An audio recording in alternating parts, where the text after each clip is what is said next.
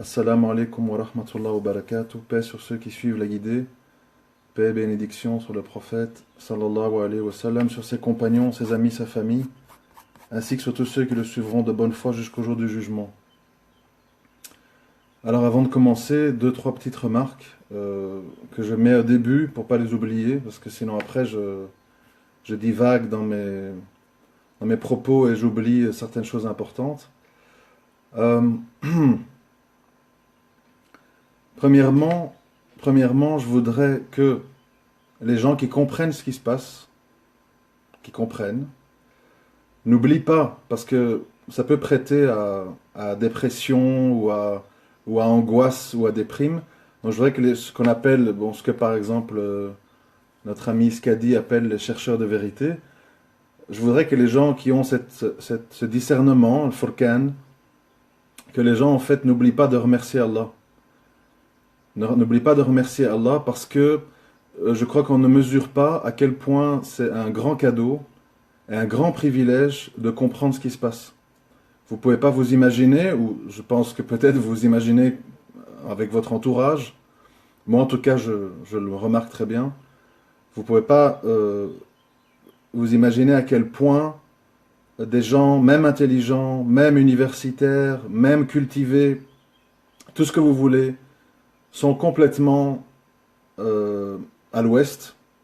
Et moi, chaque fois que je vois ça, je me dis, subhanallah, en fait, c'est un cadeau. C'est un grand cadeau qu'Allah nous fait, à certains d'entre nous, au moins, j'ai pas dit qu'on est des gens merveilleux, super pieux, paradis assuré, je parle pas de ça. Je dis que c'est un grand cadeau de comprendre, au moins de comprendre. Et je voulais simplement dire il faut pas oublier de remercier Allah pour ça, parce que franchement, quand on comprend pas, je crois que c'est la pire des punitions qu'on peut avoir, d'être complètement dans le brouillard et de subir les événements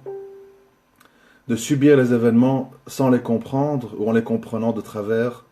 Voilà. Deuxièmement, deuxième petit point que je voulais dire, à nouveau à tous les gens qui dénoncent, qui font des vidéos pour dénoncer, pour expliquer, vous faites un très bon travail, très nécessaire. Je vous encourage à continuer. Parce qu'on ne sera jamais assez nombreux pour faire contrepoids face à l'énorme machine médiatique BFM TV, CNews, LCI et compagnie, plus les magazines.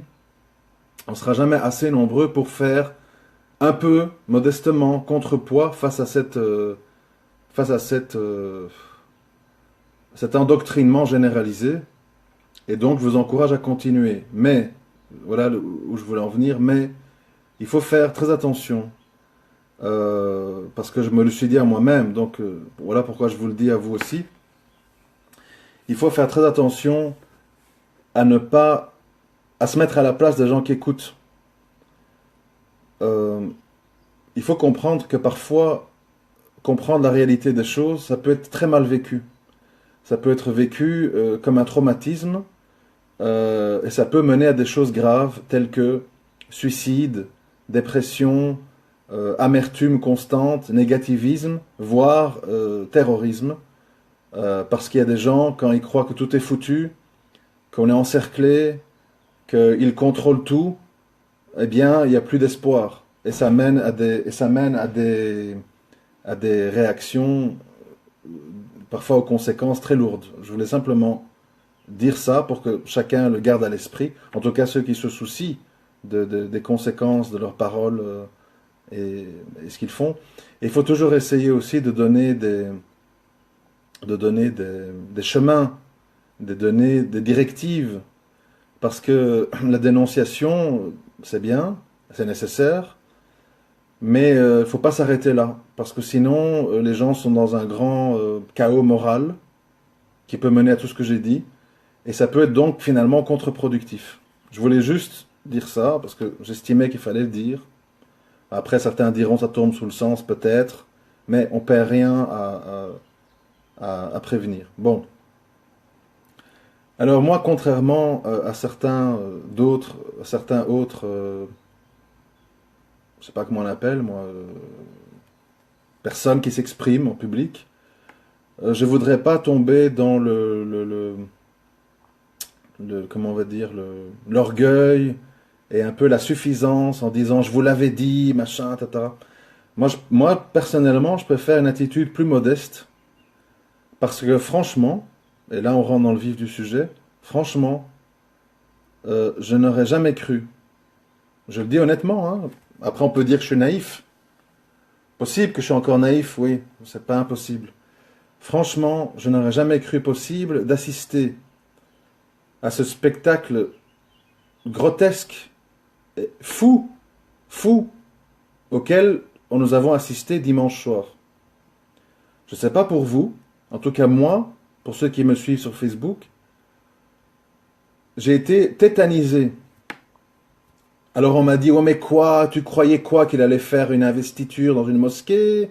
Tu sais pas que c'est des soldats du Dajjal? C'est pas ça le souci. C'est pas ça le souci.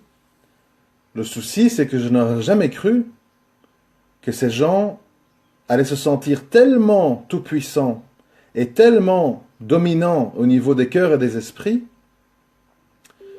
qu'ils pouvaient jouer autant franc jeu, carte sur table. Moi, personnellement, j'ai la modestie de dire, franchement, j'ai été choqué dans tous les sens du terme. Choqué. Choqué de voir qu'en fait, on ne s'adresse plus maintenant, à une élite avisée. On s'adresse maintenant au tout public, puisque ça a été vu sans doute par des millions de gens, et on est clair. Et c'est tellement clair que, évidemment, pour des personnes averties, un minimum averties, c'était un spectacle insensé. Une marche de 3 minutes 45 en direction de la pyramide, une musique satanique, l'hymne à la joie européen, je crois, des caméras positionnées, précadrées, pour que le sommet de la pyramide et l'œil, qui est sous forme de lumière, soit juste au-dessus du du nouveau président de la République française. Vous voyez, beaucoup de gens ne comprennent pas que tout ça est organisé et répété. C'est pas un truc, ah ben, par hasard, il se trouvait sous la pyramide. Ouais, qu'est-ce qu'il y a? Vous voyez des complots partout. Il ne s'agit pas de parler de complot. Il n'y a plus de complot parce que moi, souvent, je reviens avec ça quand on veut toujours mettre en confrontation les complotistes avec les non-complotistes en disant ils font du shirk. Moi, je ne crois pas du tout qu'il faut prendre ce problème-là sous cet angle-là. Je pense que c'est une erreur. Moi, je crois plutôt que Allah subhanahu wa ta'ala, dans le Coran, nous parle des comploteurs, nous parle des stratagèmes des comploteurs, qui seront perdants au bout du compte. Mais complot, il y a. Complot, il y a devant nos yeux. Donc, je veux dire, à un moment donné, ça devient comment on appelle, de la mauvaise foi. Ça devient de la mauvaise foi. Comme sur beaucoup d'autres sujets, ça devient le refus de voir la réalité en face et finalement jouer à l'imbécile. Et dire qu'il y a complot ne veut pas dire qu'ils contrôlent tout, qu'ils vont gagner, qu'on est impuissant, qu'ils sont au-dessus d'Allah, ou je ne sais pas, tout ce que je lis, c'est grotesque, c'est exagéré, c'est pas ça. Et je pense pas, je peux pas parler à la place des gens qui dénoncent ça, je pense pas que ces gens pensent que Allah est impuissant. Allah, il nous dit que fait partie de ce qu'on appelle le djihad, donc l'effort, donc il y a la main, la parole, le cœur, etc., fait partie le fait de dénoncer, prévenir, rappeler, prêcher, tisser des parallèles entre les événements, etc., etc. Il ne faut pas toujours vouloir mettre les gens dans des cases. Il est complotiste, il est soufi, il est chiite, il est machin. À un moment donné, il faut essayer de faire l'effort d'avoir une vision globale et lucide de la situation. C'est quand même pas de trop de réclamer ça. Donc, moi, je ne suis pas occupé à dire ce qu'on dit. Je dis simplement que, manifestement, on assiste maintenant à des événements qu'on n'aurait franchement pas pu imaginer. Un gars de 39 ans, sans expérience, sans charisme, qui est en fait un robot. C'est un robot qui récite des textes, marié à une professeure de théâtre qui a 25 ans de plus que lui, qui n'a pas d'enfant, qui n'a pas de programme, et qui arrive à dynamiter tout un pays en disant au final, oui, Attali est mon sponsor, oui, Soros est mon sponsor, et oui, je marche sur l'hymne à l'Europe et pas à la France, et oui, je pose devant la grande pyramide du Louvre que j'ai choisie pour mon investiture, et alors vous allez faire quoi, bande d'imbéciles? Quoi? Ben, les imbéciles, qu'est-ce qu'ils font? Ben, ils se mettent au pied. Ils se mettent au pied d'Iblis. Emmanuel Valls, je pourrais avoir un poste, s'il vous plaît. J'ai toujours pensé que c'était la voie à suivre, mais bon, j'étais coincé, c'est les socialistes, etc. Et donc, en fait, voilà, on ne peut pas évidemment attendre autre chose de la part de rats, de vautours, de serpents, de scorpions et autres limaces que ce genre de comportement. Dès que les gens ont une attitude noble, chevaleresque, engagée, forte, qu'est-ce qu'on entend? Extrémistes, nazis, fascistes, moyenâgeux, anti-progressistes. Enfin, il y a toute une kyrielle de paroles qui visent en fait à vous faire sentir mal pour vous dire le progrès, la modernité, c'est le chemin tracé par Attali, BHL, Alain Minc et avec leurs petits soldats mal dégrossis, complètement ignare, grotesque, Macron. Bon. Alors, je l'ai dit, oui, je l'avoue avoir été surpris. Et, et j'essaye en fait de comprendre pourquoi on passe, comme je l'ai dit dans le titre, à la vitesse supérieure. Si on passe à la vitesse supérieure, c'est que manifestement les événements dans le monde vont prendre une autre tournure et que cette investiture est aussi une forme de test, c'est-à-dire un petit peu comme Trump en Amérique. On vous dit c'est un clown, c'est un fou, c'est un mal éduqué, c'est un dangereux, c'est un extrémiste, c'est un nouveau riche. Il n'a pas de culture, il connaît rien au monde. On va le mettre en place. Qu'est-ce que vous allez faire? Qu'est-ce que vous allez dire? Oui, alors vous avez... comment il s'appelle? J'ai oublié son nom. Enfin, Moore, je ne sais plus son prénom. Moore, les autres. Ah, l'Amérique, le pire président qu'on a jamais eu, quelle honte. Nanana. Les gens vont avec des panneaux dans les rues. Trump, fasciste, machin. Bon, un peu de fumée, un peu d'agitation. Mais ces gens sont là. C'est-à-dire qu'on vous dit, la démocratie est le meilleur des systèmes. Il met au pouvoir des gens qu'on voudrait même pas comme beau-fils, comme père ou comme frère. Et tu dois accepter, et tu dois payer des impôts, et tu dois dire Amen, quoi. Ici, on vous dit, ben, on te donne le choix entre une complice fasciste qui sait qu'elle va jamais gagner, qui d'ailleurs fait des gaffes dans les débats exprès, à tel point que sa nièce, Marion Maréchal Le Pen, démissionne parce qu'elle a compris qu'elle perd son temps, la pauvre fille. Elle a cru au début que c'était un combat sincère, et elle a compris qu'elle perd son temps, parce qu'en fait, ces gens servent quoi? Ils servent juste de repoussoir, afin d'amener les gens à chaque fois vers celui qu'on veut mettre en place. Sarkozy, Hollande, et maintenant Macron. Et c'est toujours le même chiffon qu'on agite, et le jour où les gens se seront lassés, et diront c'est pas la bonne voie à suivre, on va aller chez tonton Mélenchon, on dira attention, communistes, les bourses vont s'effondrer, et les francs-maçons, etc. Et les gens, de nouveau, vont être guidés d'une autre façon vers là où on veut les guider. Alors, moi, bon, ça c'est les constats. Les constats, c'est bien, hein, on peut tous crier horreur, malheur, machin. Moi, ce qui m'intéresse, c'est le pourquoi de la chose et que ça va nous mener à quoi. D'abord, au rayon bonne nouvelle, ne soyons pas toujours négatifs. On a quand même eu, si les sondages sont justes, on a eu 38% de gens qui se déclarent musulmans et inscrits sur les listes électorales qui se sont abstenus. Ça, c'est une bonne nouvelle. Ça veut dire quand même qu'il y a une compréhension de plus en plus forte parmi les musulmans, même qui sont un petit peu dans ce jeu électoral, de voter blanc, voter nul ou s'abstenir. c'est un chiffre en progression. Et ça, c'est une bonne nouvelle, il faut quand même le dire, parce qu'on a toujours tendance à voir tout en noir. Il y a progrès. Parmi les musulmans qui ont voté, malheureusement, 93% ont voté Macron. Pourquoi? Pour une raison extrêmement simple que j'explique à longueur d'audio. C'est que pour la plupart des musulmans, leur objectif de vie, leur paradis terrestre, consiste, euh, consiste à protéger leurs acquis, protéger leurs droits sociaux et être dans une situation de stand-by et de lente et longue dégradation en se disant oui, Hollande nous a trompés, oui, Sarkozy nous a fait du mal, oui, ça va de mal en pis, mais bon, on verra. En attendant, sauvons ce qui peut être sauvé.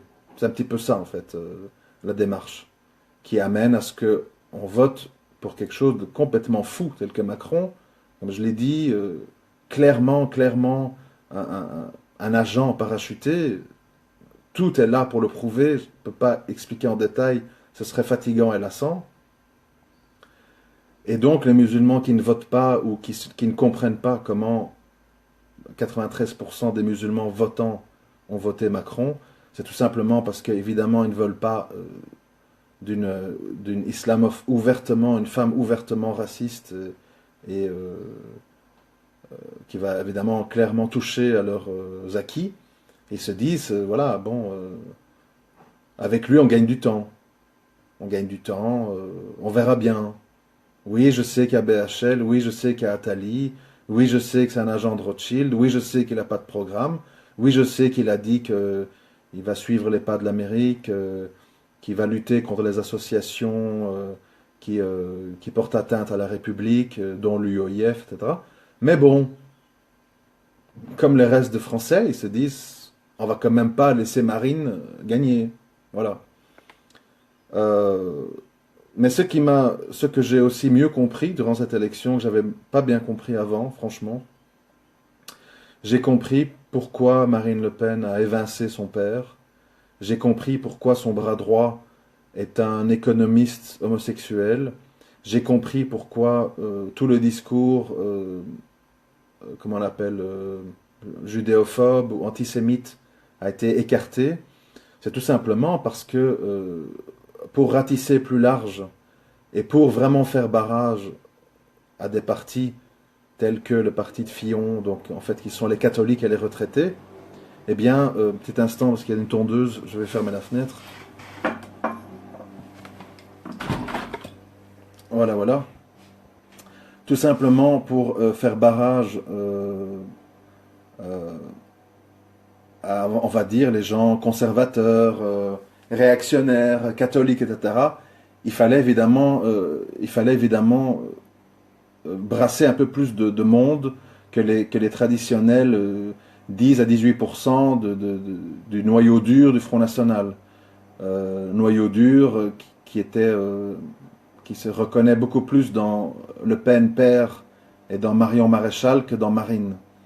Et donc Marine, à mon avis, elle a été mandatée, téléguidée ou influencée, je ne sais pas, pour jouer ce rôle. Elle le savait depuis le début. Et beaucoup de gens d'extrême droite sont un peu, on le lit sur Twitter, hein, sont tombés en fait des nues, ils n'ont pas compris. Mais comment ça se fait qu'elle a aussi mal parlé dans le débat? Mais comment ça se fait qu'elle a fait une campagne ratée? Et pourquoi elle n'a pas parlé de ça? Et pourquoi elle n'a pas parlé de ci? Et pourquoi elle n'a pas mieux étudié ses dossiers économiques, etc., etc. Tout simplement parce que ces gens ne veulent pas gagner. Ils veulent simplement faire aux prochaines législatives à gagner 20, 30, 40 communes. Et leur objectif n'est pas du tout de devenir président de la République avec plein de responsabilités, de se ramasser tout le nouvel ordre mondial sur le dos, des manœuvres de déstabilisation, etc. Mais bon, ça c'est un peu de la politique crasse comme elle est, et c'est pas très intéressant. Alors, pourquoi ils abattent leurs cartes comme ils le font maintenant? En tout cas pour ceux qui l'ont compris. Pour ceux qui n'ont pas compris, malheureusement, et qui disent mais non, c'est le hasard, 66,06% des voix. Alors on dit, à quoi tu y crois? C'est la numérologie, c'est du shirk. Bien sûr que nous n'y croyons pas. Mais eux, ils y croient, c'est-à-dire que eux font très attention à tout ça. Ils font très attention à tout ça. Et vous l'avez bien vu, ils manipulent les chiffres. Dès que des gens comme Christine Boutin, on va dire catholique radicale, a commencé à mettre ce chiffre en avant, parce qu'ils l'ont lu dans la Bible, eh bien, ils ont changé le chiffre, ils ont arrondi à la décimale plus haute pour dire 66,10 et plus 66,06. Parce que quand même, c'était un peu visible. Donc après, voilà, c'est des choses qu'on voit ou qu'on ne voit pas, et qui sont en fait des choses qui sont importantes pour eux, comme la pyramide, comme l'hymne à la joie, comme la marche pharaonique jusqu'à la pyramide, comme les chiffres, etc. Ce sont des choses que eux jugent importantes, que eux mettent en avant. Bien sûr que nous n'y croyons pas en tant que musulmans ou chrétiens, etc. Dans le sens que on sait que ça représente des choses du paganisme, du polythéisme, etc. Et donc, évidemment, en aucune façon, nous ne plaçons une quelconque valeur là-dedans. Ça, malheureusement, il faut chaque fois l'expliquer parce que sinon les gens ne donnent pas le bénéfice du doute. Et directement, on est là, ouais, mais quoi, nous on s'en fout, on n'est pas des adorateurs de pierre, etc. etc. Donc, s'ils abattent leurs cartes, c'est que manifestement, les événements vont se précipiter, qu'ils annoncent au monde, nous sommes là, nous sommes tout-puissants, et nous vous disons dans votre face, oui, nous sommes francs-maçons, oui, nous sommes adorateurs du diable, oui, nous croyons dans la puissance de la pyramide, oui, nous croyons dans la numérologie, oui, oui, voilà, on vous le dit clairement. Et alors vous allez faire quoi, vous? Où en êtes-vous? Vous allez espérer que Marine Le Pen sera présidente en 2022? Vous allez espérer que Papy Mélenchon, qui est à l'âge de la retraite, va sauver vos fesses aux élections? Vous allez espérer que le faux chrétien, pilleur de caisses de Fillon, va revenir? Il n'y a plus personne, mes amis. Il n'y a plus que notre soldat Macron. Et si vous voulez survivre en politique, rejoignez le mouvement En Marche vers le Dajjal. C'est votre seul espoir d'exister politiquement. Tous les autres partis seront démolis, marginalisés et plafonneront à de 10-15%, et nous allons tout ramasser par défaut. Parce que nous avons les magazines avec nous, parce que nous avons les télévisions avec nous, parce que nous avons les journalistes avec nous, parce que nous avons les plus beaux logos, les meilleurs agents en communication. Nous avons bien sûr tous les stars du sport, votez Macron, il est jeune, c'est le renouveau, machin, etc. Vous n'avez aucune chance de résister dans les anciens partis dinosaures avec Cambaleni au PS, Fillon à LR ou Sarkozy qu'on va sortir de sa tombe pour espérer réanimer un mort, etc. Vous n'avez aucune chance, c'est terminé, nous sommes en marche, et si vous ne rejoignez pas le train en marche, vous n'existerez plus politiquement. Donc, en fait, ils se permettent tout, parce qu'ils savent qu'ils ont toutes les cartes en main, et qu'il n'y a pas d'autre issue. Alors le message pour nous, les musulmans, parce que quand même, c'est quand même ça la centrale de l'intérêt finalement, c'est de se dire, voilà le constat. Alors, est-ce qu'on va continuer à voter? Est-ce qu'on va continuer à chercher des faux héros? Est-ce qu'on va chercher des faux messies? Ou on va finalement comprendre que nous sommes dans une guerre idéologique totale, dans lequel ces gens vont dresser les peuples les uns contre les autres, parce qu'ils vont continuer à délocaliser, ils vont continuer à mondialiser, ils vont continuer à faire monter les bourses pour que l'élite s'enrichisse. Et pour que les bourses montent, il faut continuer à aligner l'industrie et les décisions économiques sur les directives de l'Allemagne et sur les directives des États-Unis. Et si vous n'êtes pas content, vous aurez les CRS, vous aurez les emprisonnements, on va vous accuser d'être des groupements idéologiques de gauche dangereux qui veulent déstabiliser la République, qui est en marche vers la modernité, qui va suivre l'exemple de la grande Allemagne, qui a beaucoup moins de chômage que la France parce que tous les chômeurs, on les met à un niveau minimal de salaire à travailler comme des esclaves pour pas qu'ils soient dans les statistiques du chômage. Nous allons prendre ce modèle-là et si vous faites barrage et si vous critiquez et si vous n'êtes pas d'accord et si vous manifestez, etc., vous serez d'une façon ou d'une autre médiatiquement désignés comme les bannis, les dangereux, les terroristes, les gens qu'il faut écarter. Et de toute façon, rassurez-vous, si vous n'êtes vraiment pas content, ben abstenez-vous, ouais, ça ne nous dérange pas, ou alors votez pour des extrémistes comme Mélenchon ou Marine, que nous nous empresserons de marginaliser pour faire des fronts républicains, etc. Et ça ne change rien pour nous. Vous pouvez aller voter Mélenchon ou Marine. À chaque élection, vous serez manipulé. Bon. Ça veut donc dire, une fois qu'on a fait le tour de la question, que est-ce qu'il faut tomber en dépression? Non. Est-ce qu'il faut baisser les bras? Non. Est-ce qu'il faut se dire la promesse d'Allah n'est pas vérité? Non. Il faut se dire, il est grand temps de voir la réalité en face, de voir ce qui se prépare, de tenir compte des divers signes, vous les voyez autour de vous, je ne vais pas vous les répéter, et de faire des choix de vie, parce que le problème qu'il y a, c'est qu'on trouve toujours beaucoup de monde, d'abord pour ne rien voir, ou être complice, ou être lâche, hein, voter Macron, faire barrage à Marine, mais Aoussat, laisse Marine, laisse-les foutre la pagaille dans leur pays. Tu veux quoi? Pour protéger ta branche, tu vas laisser qu'on mette le feu à l'arbre. Dis, touche pas à ma branche, hein, touche pas à ma mosquée. Oh, mais ils vont mettre le feu à tout l'arbre. T'as pas compris ça, Aoussat? Ça, tu comprends pas.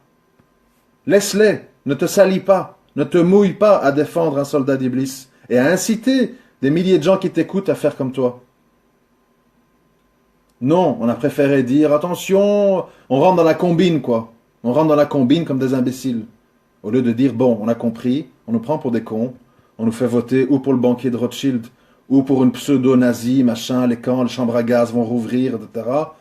Tous les immigrants vont être reconduits aux frontières, toutes les mosquées vont être brûlées, on va tous aller avec nos valises à Alger, Constantine, Oran, Agadir et Casa. Horreur, malheur, je veux être enterré à Casablanca. Je veux qu'on rapatrie mon corps à Constantine, mais je veux pas y retourner y vivre. Mais y être enterré, ça je veux, ça c'est important. Ah oui, je veux que mon corps repose en terre bénite chez Cher Bouteflika et chez le commandeur des croyants M6. Mon corps doit être tout près d'eux. S'il est ici, on est au milieu des cochons et des porcs, c'est pas bien. Je vais économiser 3000 €, comme ça quand je meurs, on rapatrie mon corps. Mais retourner y vivre de gré ou de force, ah non, non, non, non, non. Moi je vais là-bas en vacances, j'apporte des cadeaux, je fais ma petite maison au bled à la campagne, comme ça 2 mois par an, on fait les campagnards qui mangent des moutons, qui cueillent des citrons frais. Mais le reste du temps, je veux ma tour HLM, je veux mon poulailler, je veux les particules fines, je veux la pluie, je veux la choucroute, je veux la saucisse, je veux les CRS, je veux la DCRI, je veux les perquisitions, je veux aller au trou, je veux être humilié, je veux les têtes de sanglier à la rentrée de mes mosquées. Voilà. Je m'excuse, ça peut paraître comique, ça peut paraître exagéré, mais c'est la caricature d'une triste et cruelle réalité. Au lieu de se dire, bon, on n'en peut plus, nos filles deviennent des Nabila, notre fils deviennent des Brulux, dans les médias, on est sali. Bon, il est grand temps de commencer à faire nos paquets et d'essayer de trouver une solution au bled. On fait un élevage de moutons, on fait quelque chose, on s'associe avec l'oncle, machin, etc. Non, on veut pas. On s'accroche jusqu'au bout au poulailler, à Grenoble, à Nantes, à Marseille, à Toulon, à Perpignan, à Lille. Je veux crever dans mon trou à rats que j'aime. Je veux qu'on me crache dessus. Je veux conduire mon bus avec marqué dessus crédit 5%, trompez votre mari sur gleden.com et venez à la Gay Pride de Paris 2017. Je veux, I love, j'aime. Alors, comme tu veux, Et comme tu y tiens absolument, eh bien, et que tu veux même pas, parce que bon, c'est encore ambitieux ce que j'ai dit, aller au bled, machin, c'est encore ambitieux. Soyons moins ambitieux. Partir, se désavouer de tout ça, la pollution, la vie dans les villes, la malbouffe au leader price, les enfants mal éduqués dans les écoles, le truc, nique ta mère, hein, traque ta grand-mère et toi, fils de machin, etc. Moi, je vais sortir de ce bazar, je vais en Haute-Savoie, je vais en Auvergne, je vais en Ariège, je me prends truc, des poules, des moutons, etc. Il y a les APL, il y a des facilités, les loyers sont moins chers, etc. Je vais essayer quand même de faire le moindre mal, maslaha. Je ne vote plus, je quitte les villes, je veux plus les mosquées et tout leur cinéma pour sponsoriser l'UOIF, etc. Je vais essayer de me préserver, moi et ma famille. Pour le moment, malheureusement, au bled, tout est cher, il n'y a pas de travail. Nous sommes gouvernés par des clowns, des zombies et des croque-morts. Il vaut mieux patienter à la campagne, etc. Mais ça, on ne fait pas non plus. Ça en fait pas non plus. Quand vous dites ça, ouais, mais attends, on n'est pas des hippies, quoi, tu veux que qu'on s'éclaire à la bougie et qu'on mange des fruits secs, on vous rit dessus, on vous humilie. Bon.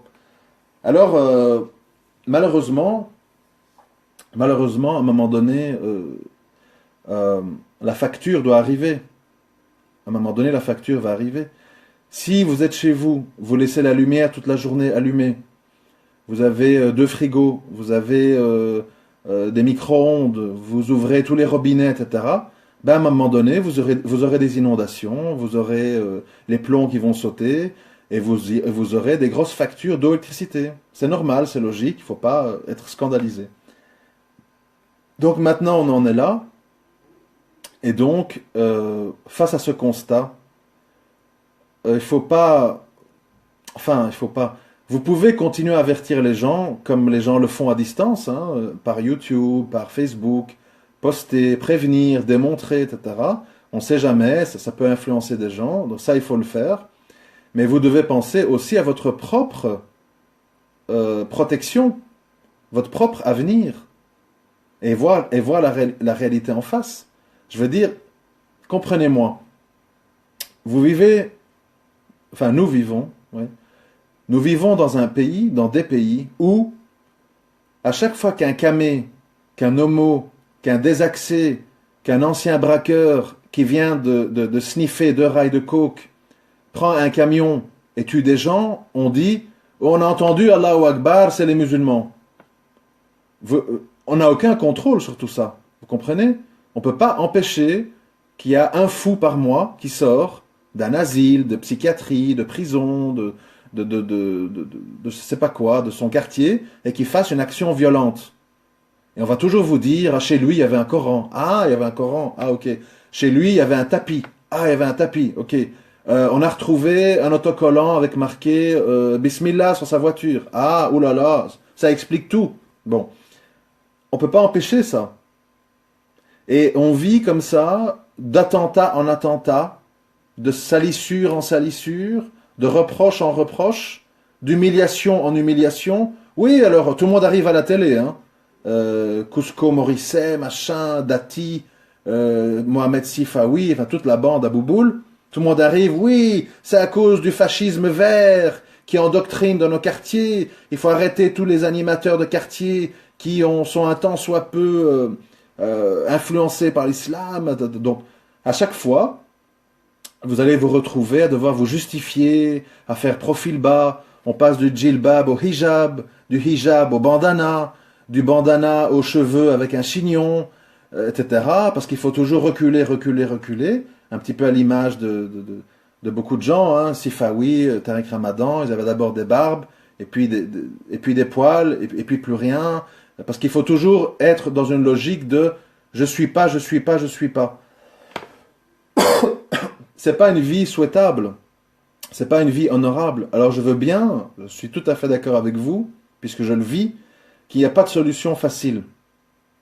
Il n'y a pas de solution facile, mais il y a des petites choses à mettre en place dans sa vie pour commencer à se diriger vers des situations moins contraignantes, moins humiliante, moins rabaissante et moins complice.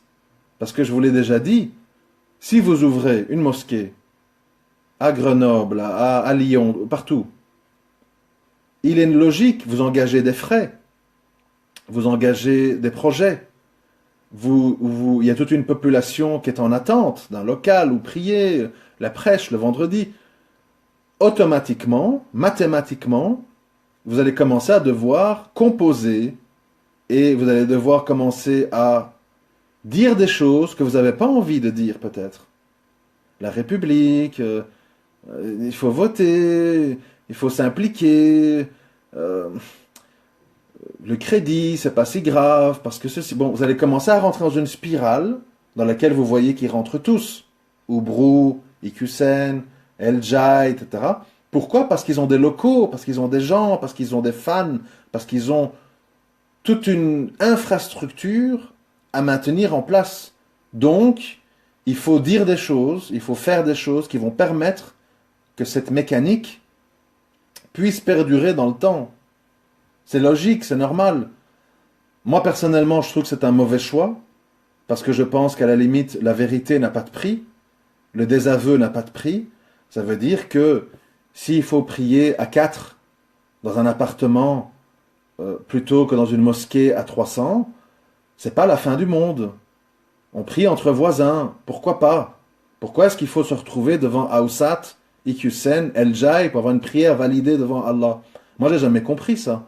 À partir du moment où on sait que ces locaux impliquent des millions d'euros, qu'il y a du business, faites la Umrah avec moi, je laissais en solde 3300 le 3600, et venez faire un touring avec moi en Malaisie, découvrir les merveilles de la création d'Allah.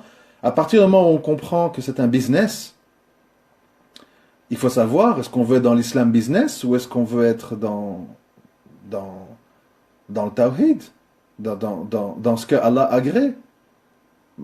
Moi, pour le moment, malheureusement, je suis un peu seul, pour toute une série de raisons qu'on peut comprendre, je ne vais pas rentrer dans les détails, mais je dis, si vous habitez dans une tour HLM, pourquoi vous ne vous réunissez pas à 4 dans un appartement pour prier ensemble et vous faire des rappels et lire le Coran? Ça sera mieux, ça sera beaucoup mieux que se retrouver dans un grand souk dans lequel les gens se baladent avec des sacs plastiques. Fisabilillah, on doit agrandir la mosquée, on doit changer le tapis. Et celui qui construit une mosquée, il a une place au paradis chez Allah. Allez, les moutons, n'oubliez pas de taper l'argent. Pourquoi est-ce qu'il faut ça pour se sentir bien? C'est pas normal. C'est pas normal. Dans les petits villages, je suppose, hein, je n'y ai pas été, mais dans les petits villages, au Maroc, en Algérie, il y a des petites mosquées avec 15-20 places. Je me rappelle, une fois, j'avais été dans le sud de la France, dans une petite ville, là, je ne sais plus son nom, et il y avait une mosquée qui pouvait contenir 20 personnes, c'était très très bien. C'était chaleureux, c'était calme, c'était propre, il n'y avait pas tout ce brouhaha qu'on a dans ces grandes mosquées de 400 places, de 500 places. Il y a des godasses partout, les salles d'ablution, on dirait une porcherie, enfin, excusez-moi, hein, mais bref, ceux qui connaissent savent de quoi je parle. Non, parfois, comme on dit en anglais, small is beautiful, parfois le petit est mignon, le petit est bien. Et donc, ce que je veux dire, c'est qu'il faut revenir maintenant, plutôt que crier, faire des scandales, tomber dans le terrorisme, dans le takfir généralisé, etc. Laissez les gens évoluer à leur rythme, faites des rappels à distance ou dans le cercle de la vie privée, etc. Mais prenez des mesures pour vous sauvegarder vous-même et vos proches. Parce que sinon, évidemment, c'est sûr qu'à un moment donné, il y a un problème de crédibilité. C'est-à-dire que les gens vont évidemment dire « Oui, mais tu dis ça, mais et toi ?» Voilà. Moi, honnêtement, ceux qui ont lu mes courriers depuis la prison et tout, savent que moi, j'avais vraiment le désir de m'installer dans le sud-ouest de la France, etc. Mais pour des raisons judiciaires, jusque 2021, je ne peux rien faire. Donc voilà, chacun a ses raisons, chacun sa réalité. Mais je suis sûr qu'il y a des familles qui ont des biens, qui ont des moyens, qui peuvent. Je vous assure qu'en Auvergne, en Bretagne, en Ariège, en Haute-Savoie, il y a vraiment des coins, il y a des endroits où vous pouvez être préservé de je vais dire, 90% des maux MAUX des mots qu'on a dans les villes par rapport à l'islamophobie, par rapport à... Alors tout le monde m'arrive, tous les gens, les malades de cœur arrivent. Oui, mais t'as pas vu à Perpignan, le gars, il avait des moutons, on lui a égorgé, il n'y a pas de solution, c'est foutu, etc. C'est un cas. C'est un cas, on ne sait pas son histoire, on ne connaît pas ses voisins, on ne sait pas comment il s'est comporté, on ne sait pas s'il avait tissé des liens avec... Je ne sais pas, moi je ne connais pas le dossier. Il ne faut pas faire d'un cas une généralité. Nous avons aujourd'hui des milliers de musulmans qui vivent en dehors des villes et qui vivent calmement. D'ailleurs, il ferait bien de se manifester, ces gens, expliquer leur cas, ouvrir une page Facebook, mettre des photos, voilà comment je vis, faire une petite vidéo, voilà mon poulailler, voilà machin, voilà mes enfants, qui jouent, qui pêchent au bord du lac, machin. Pour montrer aux musulmans, il existe une autre réalité, que la ville, les HLM, les rappeurs, les machins, les Nabila, il faut aller voter, les prédicateurs vendus et corrompus. Il y a une autre réalité.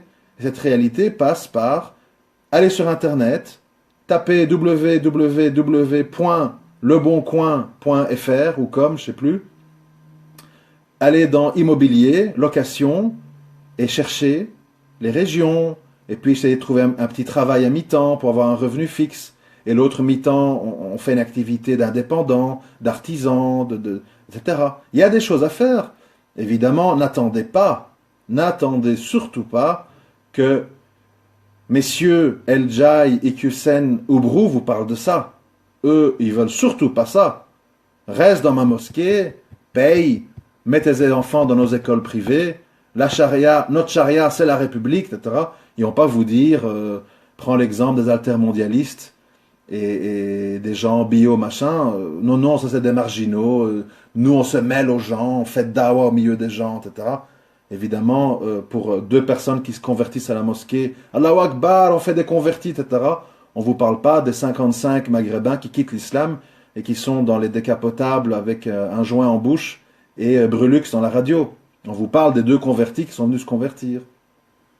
Voilà, c'est évidemment des manipulations grossières, comme si à l'heure d'Internet, les gens ne peuvent pas s'informer sur l'islam sur Internet et que c'est le contact humain avec les musulmans qui vont tous se convertir. Et comme si aussi à la campagne, il n'y a pas des gens altermondialistes. Je vous rappelle, moi j'ai un peu vu la carte de France des élections. La plupart des zones autour de Toulouse ont voté massivement Mélenchon. Donc ce sont des gens qui sont anti-système, qui sont évidemment pas musulmans, mais qui sont pas, je veux dire, je crois, fermés à un discours contre la dépravation, je sais pas moi, en dehors du consumérisme aveugle, etc. Ce sont des gens avec qui on peut parler, je crois, je suppose. Je n'en connais pas personnellement, donc j'imagine. Oui, mais c'est un argument, Vince, qu'on me dit souvent, qu'on s'écarte de la Oumma. Mais moi, je veux pas être méprisant. Je n'accuse personne d'apostasie. Je dis simplement que, dans mon cas, les gens de qui je me sens proche religieusement, ils sont dans le monde virtuel. Dans le monde réel, j'ai affaire à des gens qui me parlent de papier, j'ai affaire à des gens qui me parlent de construire des maisons au bled, j'ai affaire à des gens qui me parlent de tout faire pour garder la mosquée ouverte, j'ai affaire à des gens qui me disent de voter socialiste parce qu'elle gouverne la commune et que donc elle va donner des facilités, j'ai affaire à des gens qui me disent le khilafat est une vieille légende, Hijra, c'est fini, c'était à l'époque, machin. Je ne sais pas si cette Oumma-là, j'ai spécialement envie de la côtoyer. J'ai pas envie d'être tiré vers le bas.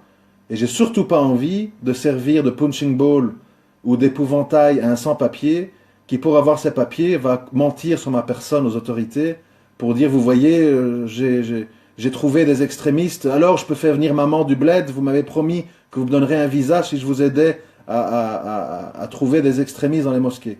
Donc voilà, quand on sait un peu comment ça se passe, qu'on connaît les dessous des affaires, on n'a plus trop envie de côtoyer ces gens. J'ai pas dit qu'ils sont pas musulmans, j'ai pas dit que je suis mieux qu'eux, j'ai pas dit ça. J'ai dit que personnellement, j'ai pas envie de fréquenter des gens troubles, bizarres, ambigus, et parfois carrément égarés, égareurs. Après, comme je l'ai dit, à nouveau, il est malheureux que nous sommes tous avec 3, 400, 500, 600, 700, 1000, 2000, 5000 amis sur Facebook et qu'on n'est pas capable de partir à 3, 4 dans un projet à la campagne. On est juste bon à, et t'as vu, truc, machin, la blague, la caméra cachée, truc. Et quand il s'agit de faire un projet dans la vie réelle, il n'y a plus personne. C'est malheureux. C'est-à-dire que, voilà, on s'aime bien de loin. On s'aime bien de loin. Moi.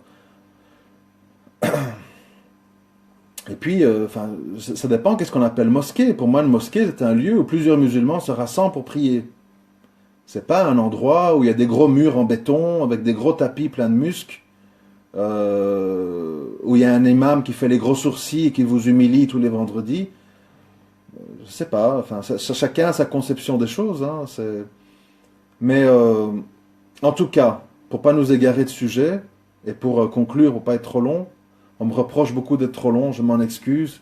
Moi, je propose aux gens qui trouvent que c'est trop long d'écouter par morceaux en fonction de leur niveau, de leur capacité d'attention. Ça reviendra au même, plutôt que faire 4 audios de 20 minutes, et on en fait un d'une heure, et puis les gens écoutent petit à petit. Donc pour conclure et pour revenir au sujet, je pense que les choses sont très claires. Tous les gens qu'on connaît depuis maintenant des années, tels que Attali, BHL, etc., ont pris clairement comment on appelle, le levier de pilotage, le volant, ils sont au volant de tout. On sait ce que ça veut dire, on sait où ça nous mène, pas seulement pour nous, c'est ça, on croit toujours, je parle que pour les musulmans, on sait où ça nous mène pour le français moyen. Ça veut dire une élite mondialisée qui travaille à la défense, qui travaille chez Airbus à Toulouse, qui travaille chez General Electric, qui travaille chez Alstom ou je sais pas quoi, qui travaillent à BNP Paribas, vont être engraissés. Les pauvres, on va essayer de les contenir en leur balançant des mythes, la France insoumise, Mélenchon, machin. Et la classe moyenne, ben, elle va payer. Elle va payer à travers des impôts, à travers des suppressions d'avantages, etc. Elle va payer pour qu'on puisse maintenir sous Baxter les pauvres avec des RSA, des APL, des machins, et pour qu'on puisse surenrichir l'élite mondialisée, qui évidemment est à 1000 lieues de toutes les peines que le français moyen vit, telles que passer 2 à 3 heures sur le périph' pour avoir l'immense privilège de travailler comme esclave pour 1500 € par mois. Eux, ben, ils font 2-3 trades le matin, 2-3 trades l'après-midi, ils ramassent 5-6 000 € par mois, et ils vont se dégourdir les jambes dans un club de golf à Marrakech, et ils envoient leurs enfants faire de l'équitation à Fontainebleau, et ils vous disent, qu'est-ce qu'il y a? On vit très bien en France. Qu'est-ce que vous avez? Ah, mais c'est votre faute, hein. Il faut vivre avec son temps, mes amis, hein. Ah, il faut vous recycler, il faut apprendre la nanotechnologie, il faut apprendre la robotique, il faut apprendre les énergies renouvelables. Si vous n'êtes plus au goût du jour, ben, ah oui, vous allez mourir, hein. On vous mettra dans des camps avec les migrants, on vous jettera des bananes et des cacahuètes. Et si vous n'êtes pas d'accord, ben, on enverra les forces de l'ordre, qui vont obéir à nos ordres, puisqu'ils ont besoin de leur paye de 2000 € par mois. Ils ont aussi des crédits hypothécaires à payer, ils se feront un plaisir de vous cravacher. Et comme tous les esclaves, à force d'avoir mal, à force d'avoir peur, vous allez rentrer dans le rang, et vous finirez comme les travailleurs de Hong Kong, qui sont contents d'avoir comme appartement une pièce de 3 mètres sur 3, dans laquelle il y a juste la place pour mettre un lit et un chauffe-plat. C'est ça la suite, mes amis. Vous n'êtes pas d'accord? Allez à la campagne, partez dans un pays du tiers-monde. Vous avez peur, vous n'avez pas envie, vous n'êtes pas habitué, eh bien, subissez, avec le sourire. Si vous ne souriez pas, on aura la main lourde, et vous serez en plus humilié. Recyclez-vous, travailleurs de Whirlpool. Vous n'êtes plus à la page, hein. Assembler des frigos, c'est beaucoup moins cher en Pologne, au Bangladesh et au Portugal. Ah, ça fait 20 ans que vous faites ça, vous avez déjà 59 ans. Pas de chance. Trop tard. Ben écoutez, vous aurez un RSA. Hein, et si vous avez le blues, ben vous prendrez un petit picon bière et vous acheterez quelques joints au maghrébin du coin, quoi, qui vous les vendra à 10 € le gramme. Ça fera passer le temps.